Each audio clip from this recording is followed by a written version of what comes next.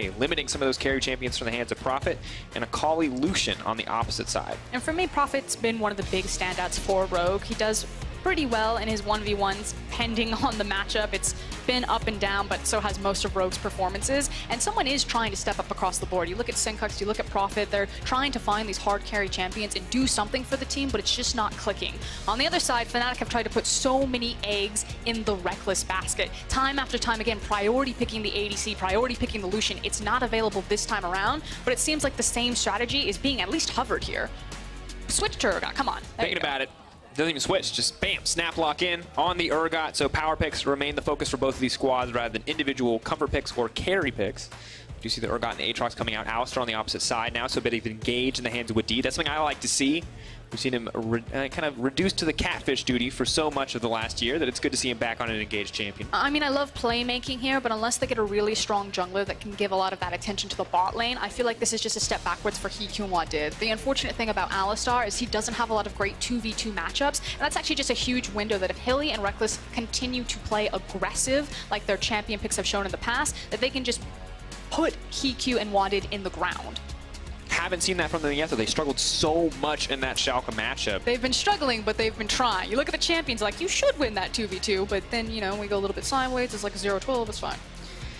We'll see, though. We're kind of waiting for that game for Reckless to pop back up, to look back, or to be back at the top of the 80 carries. You kind of just give him that credit as a veteran player. You'd assume that this is not the level of performance you can expect from him. And this feels a bit like a denial pick. We did see the hover initially, but now that you see the Alistar picked away for Wadid, you don't really want to give away the Ali Kai'Sa combo and how effective it is in team fights to proc Kai'Sa ultimate. So it almost feels like an instant reaction. Okay, you have the Alistar, I'm going to take the Kai'Sa so you don't get that, we split it up. It does mean that Hikyu picks up something like a Vayne. Potentially also a flex pick. Vayne flexed both mid and also rumored to be a counter pick top, potentially into the Urgot. So we'll see how exactly they want to use this pick. I think most likely going in the hands of Hikyu. I think you're probably right there. But I like the setup so far from both sides. I like seeing Hikyu on a you know, kind of a carry pick, seeing Hikyu show us a little bit more. And I was scared that with such an early Alistar rotation that it would leave Hikyu and Wadid exposed to be abused in 2v2 matchups. But with Kai'Sa and Morgana locked in, there's a lot of safety there for Hilly and Reckless just to turn it into a farm lane, but that also means there's so much safety for Hikyu and Wadid. These are kind of the two statistically worst performing bot lanes in the LEC, and they get kind of a free pass right now where if they want to, they could just play it out safely. It's surprising to hear that Reckless and Hylissang are at the bottom there in terms of performance, but of course the 0-4 scoreline does hamper you a bit in terms of stats. Dying in lane does as well. So Lysandra and Lee Sin going to be the final bans. A lot of the more aggressive jungle champions taken off the board for Broxah, giving him a lot of respect in the draft. But Sejuani is kind of the big sore thumb sticking out here. I would expect Kikis to grab it. We've seen her already throughout the day, as well as globally. There you go. There is going to be the Sejuani now locked in. Reckless debating what the next pick is going to be. Have to round out the rest of their composition here, potentially reveal where the Urgot is going to go. I would like to see more proactive champions from Broxah. It feels though that he's certainly been pinched on the Nocturne and the Lee Sin. Really, he'd have maybe a Kha'Zix to go back to, or he could go for the Zac and try to scale up with the Sejuani. Ooh, Syndra now locked in. Nemesis, of course, has had a lot of rough lanes in terms of losing in CS, but still strong individual mechanical skill. And this one, this could be very spicy. Don't play with my heart. Okay. Orianna, Ivern. Come on. What's... Yeah. Okay, it's Zac. All right, Hylissang. Teasing us, playing with our hearts, but the Zac does offer an incredible engage option. Can, of course, be interrupted by both the Alistar and the Sejuani, so a little bit awkward in that sense, but still very good at making things happen. The safest option, again, it's low econ, scaling-oriented junglers. The difference between these two is, of course, going to be the windows. Oh my god. That is a Yasuo. I told you that Syncux has been trying to hard carry. You look at the champions that he's been trying to play. You got the Akalis, you got the Rivens, you got the Jace. This is not a Syncux that's just trying to get a free pass through lane phase. He's trying his damnedest. It just hasn't been good enough. And now do we see, I've said this before, but Summer Split, first half Syncux, where he pops off, where he plays these dominant carry champions, where he looks unstoppable in the lane phase. Or is Nemesis going to rise up and take this guy out? And Yasuo is the easy answer here. If you see a Syndra picked this early blindly, of course you're going to grab the Yasuo. His ability to use the wind wall to just ruin her day and deny a lot of that damage, as well as get on top of her, because she is a very low mobility mage. Yasuo can cut through that minion wave and cause a lot of problems for Syndra. So still a good matchup and an easy pickup for Senkux. And the duos of the Syndra Zac versus the Sejuani Yasuo is going to be exciting to watch. We see both coaches shake hands. 0-4 for Fnatic, 0-4 for Rogue. One team will find a win today. The Fnatic faithful, yeah, it's going to be Fnatic for sure. The Rogue fans say, hey, this is going to be easy. Look at Fnatic. They're down and out. Someone's going to be right, Frostgaren. And we're going to get to find out who in just a moment. When it comes to draft, though, who are you giving the edge to? Who do you see to set themselves up more for success? I mean, I like the sexiness of Rogue's composition. You got a Yasuo, you got a Vayne. This is like a solo queue nightmare. You see these champions get locked and you're like, this is not going to be a good time, but I always respect when you have the confidence to take it competitively. Whereas Fnatic, it's a very safe, stock standard composition. I like the fact that they're giving more agency to Nemesis, allowing him to hard carry on the Syndra, but he's got his work cut out for him looking across from a Yasuo. We are ready to see as we now get into game. Once again, Fnatic versus Rogue. Both teams yet to find a win. One will find a win today. Fnatic on the blue side, Rogue on the red. Yasuo in the hands of Senkux, Nemesis with the Syndra. New blood versus old blood here in the mid lane. Battle of the bottom. Someone has to win today. No more disappointment. Questions, though? Definitely a lot of questions, and I think the first thing I got to look at is this bottom lane. You mentioned that, you know, Fnatic are in a position to just kind of farm it out with the Kai'Sa Morgana, but doesn't Hikyu just want to farm it out too? Yeah, that's the thing. Again, that early of an Alistar pick, you can get very much punished. He doesn't have a lot of great 2v2 matchups. It's more about the 3v3 when you include the jungle and bottom lanes to really get a lot of power out of that Alistar. But we'll see how Wadded and Hikyu play it. Again, unfortunately for both Fnatic and Rogue fans, these are two of the statistically harder or worse for wear bot lanes. I think between these four players, they have something like 56 combined deaths. It hasn't been a great go for either squad. And if we take a look at some of the numbers here, as you mentioned, not the best. Negative 28 CSD at 15 minutes, negative 8 for Reckless, and the damage per minute just abysmally low. And the deaths per game, something that we really have to point out here, almost 4 deaths per game for Reckless. This guy spends most of his career not dying in a single game, let alone dying 4 times per. And now we see the level 1 come out, and already with off to a rough start. And so it makes sense to me that both junglers would start the top side to allow these 2v2 bot laners to get to the lane first and start setting up or get them on the right foot. Fnatic, of course, pulling the first blood. Or not first blood, but first hit. Absolutely are. And you see Nemesis playing incredibly confidently on this level 1, knowing that Yasuo does not really have the luxury of dashing and diving and wind walling whatever he wants. So well played to bully out here and to push for a level advantage. So fun thing about Syndra, rookie, one of the best Syndra players in the world, level 1 will take either Q or the toss, the W, pending on his matchup.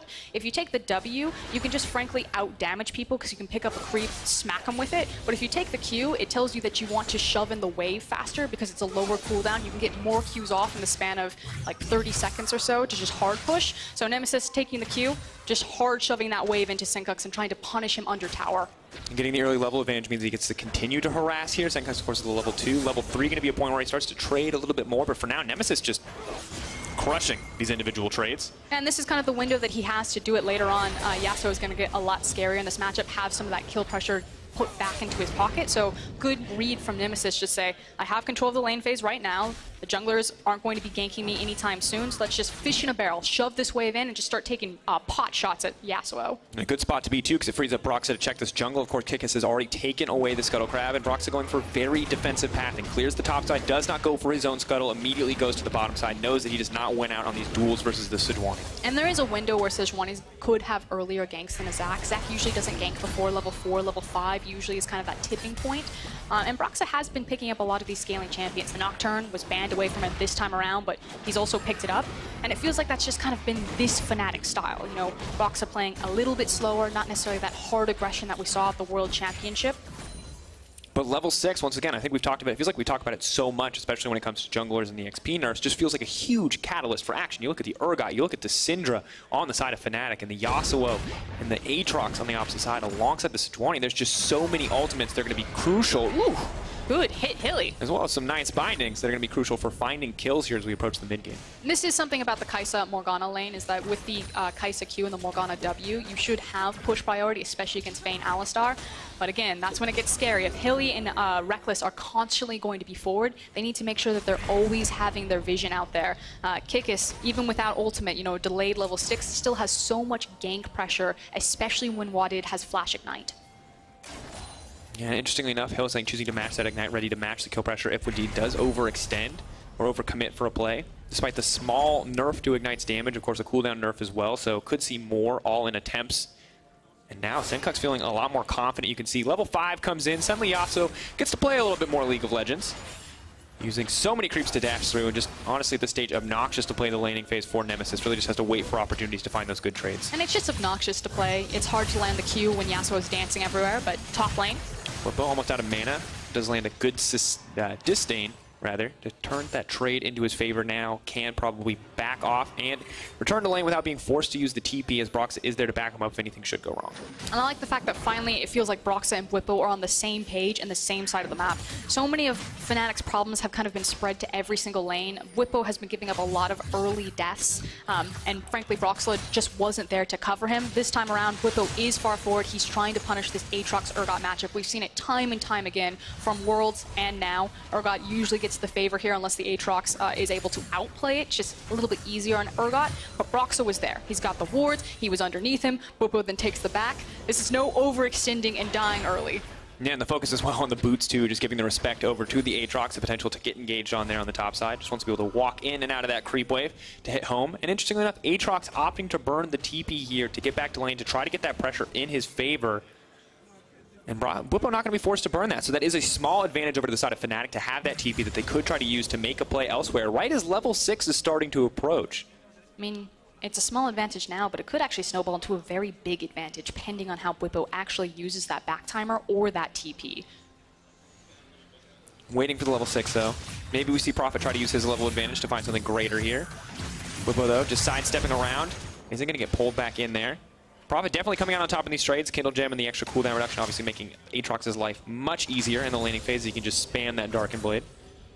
And right now it's been pretty slow across the board. Now the junglers are starting to reach that point where they will have gank potential there. Again, Zac at the level 5. In fact, you can see the on the way ping from Broxah. They're just trying to communicate vision on that tri-brush. You can see that it's now been control warded out. And we'll see if Fnatic smell this. Looks like they do. An early Ocean Drake, of course, a huge boon for top lane and mid lane especially. Those solo laners would love to have the mana and health regen. Looks like Rogue will get it. Not going to be contested in the end by the Fnatic lineup. So much defensive vision right now for Fnatic. They are not interested in taking these fights at this stage of the game. And you can say maybe that's a byproduct of the fact that they're 0-4. You know, if this was a Fnatic who was 4-0, maybe they have the confidence to look at something like that. But it's an Ocean, you're blind, why try it? Looking for the follow-up. Prophet now going to try to find his way in. Nemesis running for his life. The Ignite is there, and Senkuk's going to grab First Blood. Fantastic start. Whippo may have overstayed his welcome. Body block there on the ultimate for the Urgot. The Urgot is going to drop as well in just a moment. Rogue 2-0 up 7 minutes into the game. And it looked so controlled from Fnatic to start. That defensive vision, not overexerting themselves, but then suddenly Rogue snap it back. Dive on Nemesis, the 2-for-1 special when Whippo shows up. Senkuk's now has to be careful though, as Broxah is throwing down a little bit more damage. May want to just run this one down. Not going to be able to chase out Senkuk, so just clears the wave, stops him from getting any of that turret plating taken away, but really well played by this Rogue lineup. And this is some of the issues of trying to lane against a Yasuo. Finds him with the tip there, goes into the ultimate. The displacement is long enough that Prophet also gets in position to help out with the damage and then finishes it off with Senkuk. And now, of course, Whippo comes in, TPs, realizes this was a bad decision, but courtesy of the new season, he can no longer cancel that TP to protect his mid laner, and so gives up his life as well. So that is both the TP advantage that Whippo was able to get in his lane phase gone, as well as a solid start for Senkuk. So things right now actually look fantastic for Rogue in this early game. And of course, 2 missing summoner spells for both mid laners. The fact that Senkuk doesn't have Flash or Nemesis, but it's always going to be more punishing on the likes of a Syndra because of that low mobility. Whereas if Yasuo has a well-timed minion wave, he still has so much mobility and safety in that mid lane. So we'll see if Kikis continues to abuse this on next rotation of the Sejuani ult. Yeah, for now, clearing up the Raptors. Can just move to the bottom side, take the blue buff for himself, or donate it. Yasuo will not be needing it. one of the nice things about these rogue solo lanes is that because neither of these champions rely on mana, they can pretty much just indefinitely stay in lane if they don't need to buy an item. And when you have a lead, pretty much always have that item advantage. Sencux playing confidently, moving forward, but Nemesis is going to take the bait. Moving back and forth, hoping to land that tornado, and of course the Yasuo, once he starts snowballing, you just cannot lane against him. And this is just going to be the easy call. Kikis just needs to make sure that if Nemesis ever steps up, we kill him, or allow Sencux to continue to punish the matchup and be around for the counter gank, and then how it bleeds into the rest of Fnatic's jungle and starts punishing people like Broxah, and eventually bleeding down to Rekkles and Hilly. But obviously, we're very much on the Rogue train right now. They got the 2 kills, they have that excellent early play, but the thing we need to look at is the bottom side for Rogue. 89 CS for Rekkles. Coming up against HiQ at 68. So despite the kills, a 400 gold deficit, rather almost 400 gold deficit for HiQ in the laning phase. That's basically a kill. Well, it was negative 28.5 CSD. I mean, he's right on statistical average for him.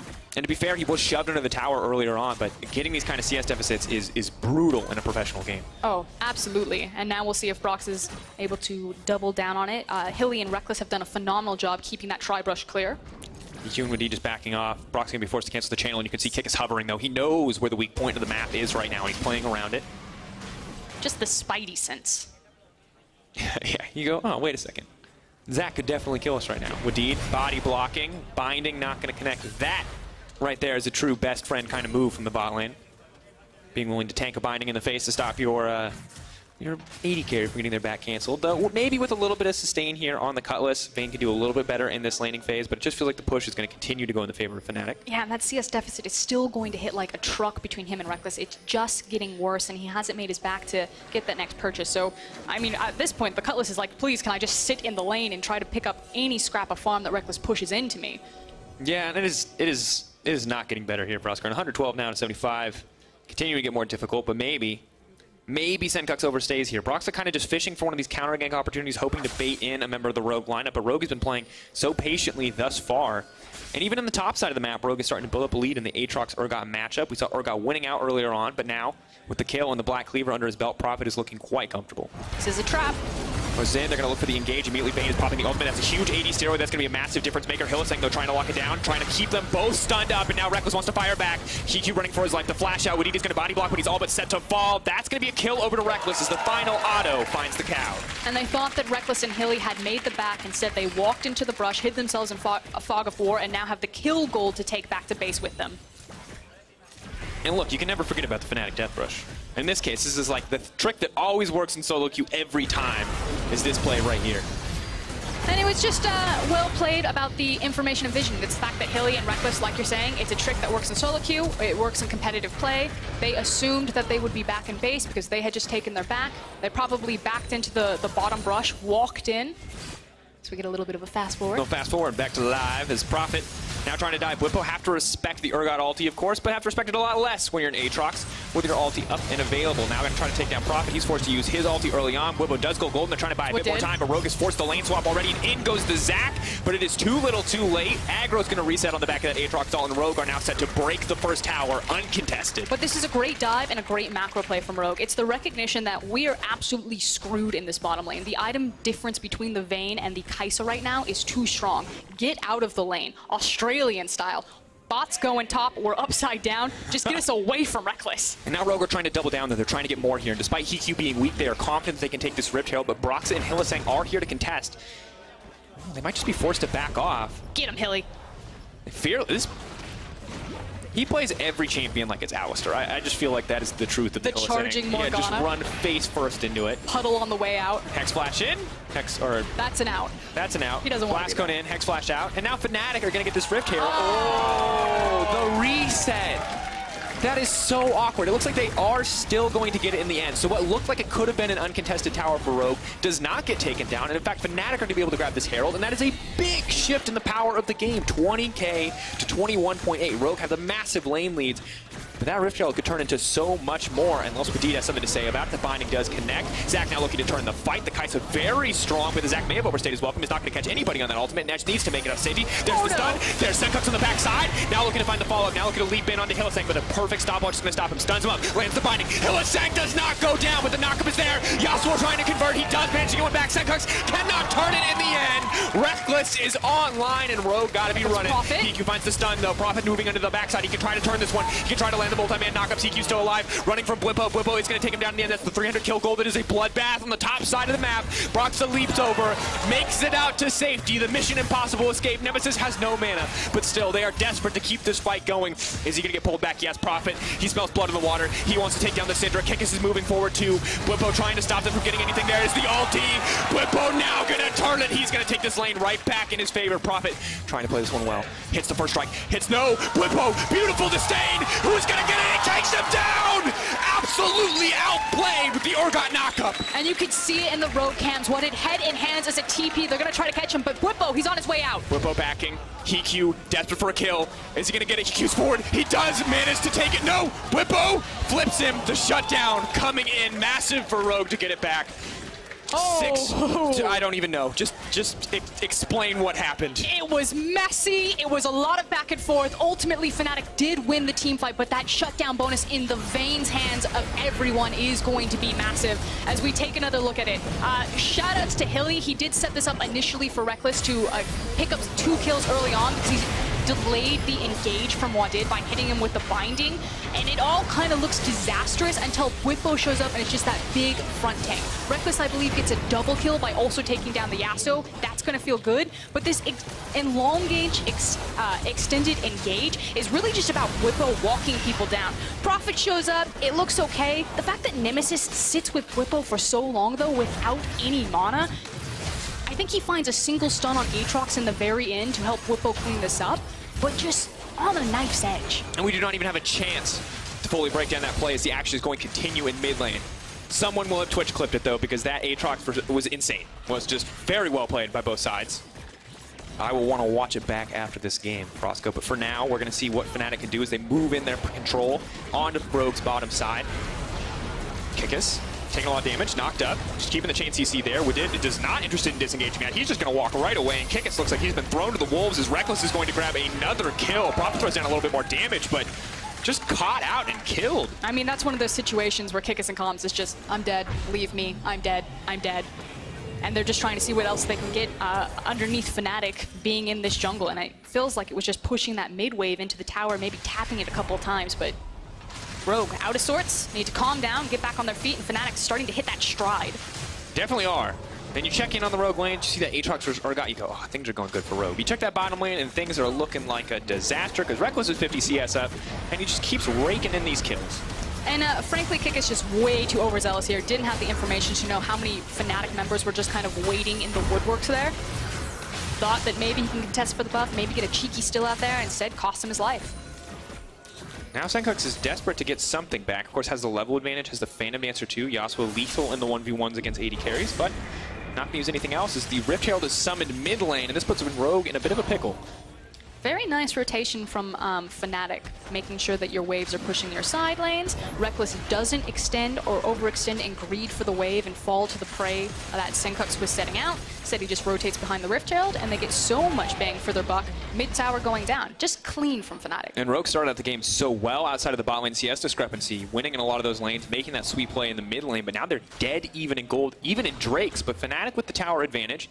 And Reckless just continuing to farm up, approaching that 2-item point. The level 13 for Kai'Sa combined with the Rage Blade going to be massive as a breakpoint for this champion. It's also kind of where this power is put for both these teams, and it feels like it's actually slotted in the same place. Normally you look at the Urgot and the Aatrox, you're like, ah, as long as they get their mismatched lane assignments, either Blippo or Prophet could just be a monster in these side lanes. But both teams have done a good job isolating or getting their carries away from this Urgot and this Aatrox, making sure that they're constantly finding each other. Fnatic are pouring CS into Reckless. You can see that 177 now onto the Kai'Sa, whereas Rogue have not been as efficient in pouring gold. They're actually putting it in Senkox's pocket. You gotta hope for Senkox here. Jarm's Fist coming out, slowly but surely, building towards a few more defensive items along with the Phantom Dancer, hoping maybe he can be the person to eliminate Reckless from these team fights, but the power to reposition incredibly hard for him to lock down the Kai'Sa. It's also the safety that Hilly's Morgana is going to grant Reckless. Throw the Black Shield on him, not only do you protect him from a lot of that hard CC, but you also empower him that if he does want to play aggressive, he can fly into those backlines. And Reckless did say, I mean, admittedly he said it's time to bring out the Tristana, but, you know, similar carry level performance can be had with the Kai'Sa. A lot of people were waiting to see this version of Reckless. Lane dominant, building a huge CS advantage and showing up clutch in the team fights as well. Does feel like he is set up for success in these team fights with so many frontline threats from Fnatic in terms of Whippo and Broxa that he can kind of just do whatever he wants if they get the team fight they're looking for. Yeah, the zone control again is maybe a fight in mid. Broxa trying to find the double connect is going to stun them together. Reckless with the black shield is going to be untouched. Waits for it to fall down. The Reckless to flash out, holding on to it now, looking for a little bit more as we just back off. Immediately they're going to delete Prophet. Now trying to find Reckless, chasing him down the Darkened Blade. Zach trying to leap to safety, but Reckless is already firing back. He's going to cut through that health bar, and in comes Whippo. Locks down.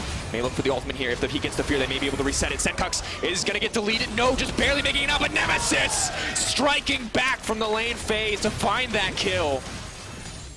Again, a very messy fight from both teams again. Fnatic, though, managed to stand their ground, group everyone up, find the delayed flank, and now are pushing up through the mid lane. So continuing to find these wins. And it feels like when Fnatic are winning these very messy fights, that they're capitalizing by also taking objective. Whereas when Rogue are coming back into these skirmishes, all they get are the kills. And this is just a barroom brawl. This is no holds barred. This is, you're just punching each other in the face shamelessly. Neither team is walking away without blood on their face. And right now, Nemesis hunting down Prophet. Not going to bite off more than he can chew at this stage. Got the blast cone. He should walk it out. There you go. But you're right, Frostgarden, that the objectives are going in the favor of Fnatic, but just one tower at this point. And it feels like this entire game could hinge on a single engage around the Baron. So we look again at this this team fight. Again, it feels very messy. Oh, you're going to have to hold that thought because there's going to be another one. Heal coming out for the movement speed alone on the Hylissang. Infernal in the eyes of both of these teams. There are so many members on each respective lineup that want this additional AD and AP. Hilly is so confident on this Morgana to look for a flanking play. He flashed and ulted in that last team fight and almost instantly died. So I guess respect. Playing limits. That is the Hylissang way, pushing the game to the limit. And it looks like Fnatic will take control over the Drake area. Rogue going to concede and look to set up some vision around Baron, knowing that's the next big objective. A small win for Fnatic to be sure, but definitely a crucial one with a Syndra, Urgot, and Kai'Sa on your team. It's also very telling about how Rogue feel right now at this state in the game. The fact that they just immediately evacuated the Infernal Drake as soon as they saw any tail of Fnatic. Like, it's not going well for us. We need more time. We need to find kind of the breaking points on the Yasuo before we're going to feel confident fighting again. So Rogue really want to stall out until they can get more items onto the Yasuo and get Senkux out into those side lanes. I feel it's like round 2 on this replay. Definitely feels like round 2. TQ, though, is finally starting to put out some good damage and solid engage off the side. Prophet's doing really well in these fights, constantly finding the knockups, but just dives way too deep, gets way overzealous. Like, the fight starts out so well for him and then just immediately turns into a big mistake, and that's the big swinging point for Fnatic. It felt like Prophet came in like, hammer's about to drop, and then just throws it away. And I think we're just, honestly, if you're a Rogue fan, you're kind of waiting to see the team fight where Senkux really does get that good setup, where they get to start a fight on their terms, and where the wind wall gets to block a legitimate form of damage. But when Fnatic are coming from so many angles at the same time, that skill just does not feel very good. If they're fighting in a funnel, though, if they find a way to fight front to back for the Yasuo, it's pretty disgusting what wind wall can do. Likewise for the Vayne. Very true. 2 items now coming in for the Vayne, though. Crucial point. Reckless working towards 3, but the Rage Blade plus the Gwynsu's on the Vayne can just let her shred through the tankier members in both Whippo and Broxa. They're going to find the lockdown. Are they going to capitalize on this, though? Kick is very tanky. They choose not to pull the trigger there. And Morgana, of course, the binding. A nice luxury to have that sort of engage. But yeah, the non-committal CC. It's like playing Yahtzee. You just throw it out, see what you catch. If you like it, Yahtzee. You write it down. Yeah, Yahtzee. They die. If not, walk away. Not the same luxury that a champion like Alistar is going to have, though, in the fights to come. So one of the issues that Rogue have been having is that their vision control, particularly around their flanks or their sides, hasn't been strong enough. You know, you talk about this idea where Rogue want to have that front-to-back fight so Yasuo can get the backline threat and Vayne can just eat through the front line and then eventually find the backline. But if you don't have your flanks covered and you don't have the vision, then Zach's popping out of places, Blippo's finding the flank on you. That time around, it was Syndra comes from the side. And now it's Reckless and Hylissang trying to find the flank on you. If a binding lands here, Prophet's going to die. And an ulti is going to land. Prophet now going to run, trying to dash to safety. Wants to try to turn this on a Reckless. Does a decent amount of damage, but is now running for his life. And Hylissang probably happy to trade his ult for the Aatrox ult there. It is going to make it nigh impossible for Prophet to feel comfortable diving onto the backline in the fights to come. Felt like the only saving grace was the fact that the minion wave was in there, right as Prophet was just a little bit of a buffer. Block the binding for me, please. And they did. They were good.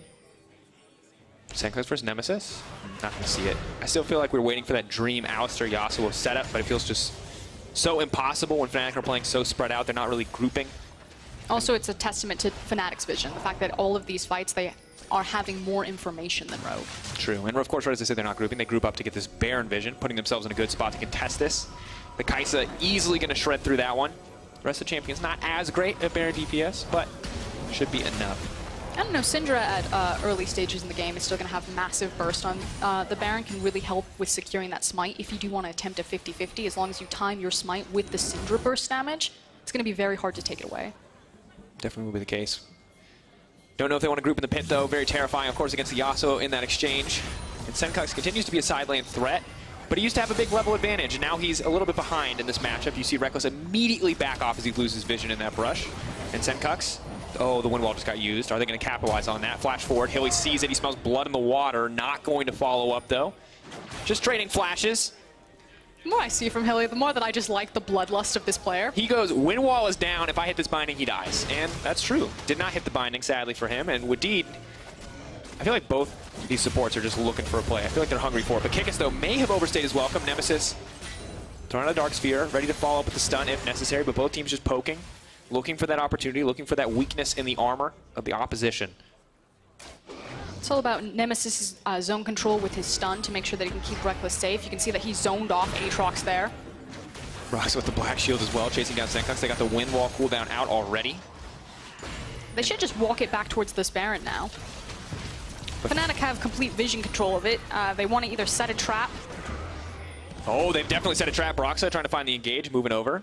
But Rogue just splitting up, and Prophet, meanwhile, is pushing in on the bottom side. So Fnatic need to pull the trigger here. They need to go for this Baron, or they're just going to lose a tower for nothing. And again, the 50-50 is not as punishing for Fnatic because they have the Smite and the Syndra. So they are very comfortable with their vision denial, with their composition, and their ability to turn off the Baron. All of these champions can very quickly turn from the pit and start a fight. Scatter the Weak and the Black Shield, 2 cooldowns you have to keep your eye on. They're going to be crucial to stop any kind of engage, or they can just immediately pick off Kikis. Well played here, pulled right back in by Blippo. Now the knockup comes in with the Fear is coming out as well. Prophet trying to find some damage over the backline, leaping in onto Nemesis. Pulled back, ulti already been consumed. Rogue now on the retreat. Zac leaping in once again. Prophet running for his life to try to save his team, but Fnatic just clean up the fight. And just the zone control, the fact that Fnatic knew, we've got the vision control, we can turn off the Baron, just welcome to the meat grinder.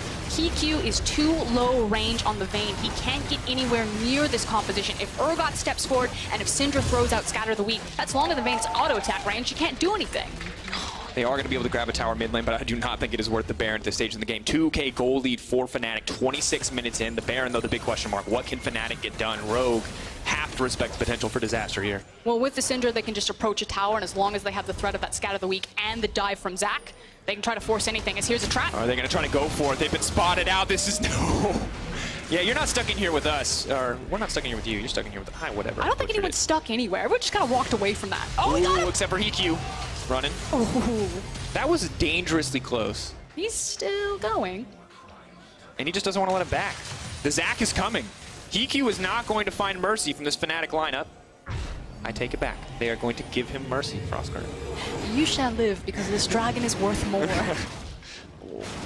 Vayne is worth 500 gold. Don't you talk down about my man. He's not EQ. literally 2-1 and 2. All the resources are funneled into him. If you're wondering why he has that 500 gold, he's reserved a disproportionate amount of gold relative to the rest of his team. So he gets a nice little bounce. Yeah, the disproportionate amount of gold is between him and Reckless right now because he's got about 80 CS on him. Again, so many teams don't take into account the ability to turn off of the Baron. The fact that you have someone like a Zac who can immediately be on the Baron and then suddenly into the team fight, it's massive when you are setting up a Baron from blue side as opposed to from red side when you're playing around choke points. Ooh. Fnatic now breaking those tier 2s quite easily. Prophet continues to split push. The rest of his team are holding on for dear life, but he's feeling good in this side lane.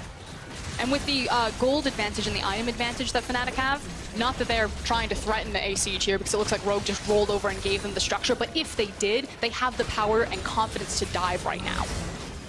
A lot of damage, though, goes onto Broxy. He's just going to go right back over the wall. There's a 3.5 item Reckless. That is a Death Cap Luden's Syndra with double flat pen. So both Senkux and Hikyu are kind of forever holding on for dear life. Because even Reckless just hits like a truck right now. I mean, you're looking for the miracle team fight from Rogue. You've got to have like a multi-man Pulverize into a multi-man Yasuo ultimate, and even then it might be too little too late. Here's the TP. They're now looking for the flank. Senkux is trying to find some kind of knockup. Wadid is hoping to find an engage, but Fnatic are confident. They're grouped up. They're walking down the mid lane. Rogue approaching from both sides. Fnatic pulling back, not looking to get flanked. Wadid finds potentially a backline, but it just is the key for now Bwipo to step forward. They see Wadid behind them. They're playing this team fight nice and slow, and Rogue are losing all of their health just trying to find this perfect setup, just to find this perfect engage. And I want to put attention to Nemesis and Hilly. Watch where they stand and how they are just this bodyguard for Reckless. Nemesis immediately turned to Wadid and said, okay, Alistar, step up. I'm going to force Scatter the Weak. The Black Shield is here. It's such great responsibility and communication from Hilly and Nemesis to understand exactly what their responsibility was to their AD carry. And well played to break the second inhibitor, and sadly that felt like what could be the last opportunity for Rogue to find a winning team fight, because now Reckless is at 4 items. Now the Syndra is at 3, and if you misstep, if you do not have that win wall, the Vayne or the Yasuo will most likely get one shot. I don't know if Phantom Dancer is going to be enough, even with that lifeline passive. It's actually a very cool composition from Fnatic. We haven't seen Syndra in a while, but she acts very similar to how a Cassiopeia would in this matchup, where normally when you have a Cassiopeia with a hyper carry like a Kai'Sa or a Vayne, it just offers so much protection in the backline because you can't dive into someone like Cassiopeia because of the ultimate. Same thing for Syndra. You can't dive back into a Scatter the Weak, but because of her long range, it also means that you have that fishing potential, that Yahtzee that we're talking about, the non-committal CC pieces, Scatter the Weak, Dark Binding. It offers Fnatic a lot of flexibility in how they want to pick and choose their fights. And at this point, not both the composition and the gold lead now backing up Fnatic as well. They want to pick a fight here. 2 inhibitors down. This is clinical. This is textbook style. Look at Wadid. He's trying so hard to get around this deep vision, but they know he's coming now. The flank. If they want to go, they need to go now. Watch Nemesis, he's owns him off. He's looking for the disengage. Now Brock's looking for the re-engage. Wadid, is he going to find the opportunity? Can they get anything else? Probably getting down a decent amount of damage. Senkux looking now for the fall. Bwipo has spent the ultimate. Fnatic pulling back, realizing they're at a cooldown disadvantage, and they're just going to retreat. They're playing this so patiently. Rogue need to pull the trigger. They need to find some kind of advantage because the creeps are moving in on the bottom side. Kickus going to interrupt the engage. Senkux now locked out. Prophet trying to fire back. It's just a slow, steady fight. Both sides poking at each other, but it's Fnatic who's going to win the day because look at those super minions just hitting free on the Nexus. Bwipo knows that now he just has to buy time. Rogue have taken way too long to find this engage, and a tower is going to drop in favor of Fnatic. And Fnatic said in their interviews that while they were losing games, they felt that their team fighting was still clean, and you're starting to see some of this well-oiled machine. Every member knows exactly what their responsibility is to the team fights. Nemesis constantly zoning away Wadid, constantly dissuading him from looking for the engagement. Going, this could be the last dance. Prophet finding a good engage. Reckless locked up. Wadid buying a little bit more time, but he's just instantly deleted. Brock's bringing multiple members back. Prophet trying to find anything. Senkux in the middle of the team, but he's just going to get taken out. Triple for Reckless. He wants a little bit more. Can he get anything else in the exchange? The Quadra. I cannot believe it. The pentakill for Reckless. He is back, ladies and gentlemen, taking down Rogue. A good way to get him started in this season. And finally, we have some momentum back in Fnatic. The fact that it's Reckless as the hard carry, the pentakill to top it off, and they're finally on the board. Fnatic taking down Rogue, 1 and 4 as Rogue moved to 0 and 5. You can see mixed feelings, but if you have to find your first win like this, at least you found it with a Reckless pentakill. We're going to need to see more from Fnatic in the coming weeks, but this is an excellent start. And finally, maybe some momentum back behind them. It's going to feel good to kind of shake up the long lost streak still. Only day 1 of this weekend, so uphill battle for Fnatic, but you can see the big smiles. It's been a long time coming. Absolutely has. Rogue putting up a very good fight in multiple stages in the game, but Fnatic's team fighting is flawless. Hillsang was fearless, and it just didn't feel like Rogue ever could find that solid engage. The final fight, Frosco, we see the headbutt pulverize in right into the Black Shield, and everything instantly falls apart. Still not flawless, but a lot of good looks from Fnatic. You know, Bwipo no longer dying in those solo lanes, was constantly abusing his matchup. Nemesis taking a lot of that agency, having the Syndra, knowing exactly where he needed to be, constantly creating space for Reckless, and Reckless just saying, you know, I'm one of the best ADCs in LEC. Just make the space for me, and I will make the plays. Picks up the pentakill. And he has the whole team there to peel for him. Well played by the Fnatic lineup to get that first win on the board. Once again, this does not undo the tough first weeks, but it is a good sign for the team to find this win, to give themselves a little more confidence, to bring themselves back up. It's a sigh of relief is what it is from Fnatic fans. And now it's a matter of what seems to be a very emotionally driven team is this enough to put Fnatic on the up and up? And I did see a lot of growing points for them, a lot of evolution. It seems like they've been reviewing the tapes, that they know what they need to work on, and they have shored it up. Yeah, and of course Reckless is 5th pentakill, I believe. So, incredible. I have to double check if that's across EU all time, or if that's, I feel like there has to be more. He's just had so many pentakills. The Tristana one, the Sivir one. The other Kaisa Sivir one. No, wasn't that Kaisa in the finals? So many. 5 all time. First of the LEC Spring Split, though, is 5th penta of all time in EU. And let's take another look at it. Let's look and appreciate the hard work of Morgana to Black Shield at the perfect time to give Reckless his pentakill. And finally, Rogue did try to get in. They knew that this is how it was going to go. It was now or never. So, again, you kind of understand the idea, but too little too late. And this health bar does not drop. So while I was at first very excited for Reckless, and absolutely this man deserves some praise for getting a pentakill, he just walked them down. He actually just walked them down. It was a bit of a meat grinder. That was a wood chipper. That was brutal. That was Urgot stomach's level of brutal. Like they pulled the entire Rogue team in and just chopped them up. Still a little bit shaky in some of those early transitional fights. The one around top lane kind of pops out to mind, but the fact that Fnatic were able to calm it down, right the ship, and then just very methodically clean it out. Much better back half of that game. Definitely the case. Well, right now we've got Blippo, Nemesis, and Reckless fighting to become your Kia player of the game. So head over to @HelloEsports on Twitter and vote. It's hard. Do you give it to the flashy pentakill, or do you give it to Blippo and Nemesis, the guys who are creating all of that zone control? Blippo had that one really cool, really good team fight. That's all I'm saying. He did clean it up on the top side.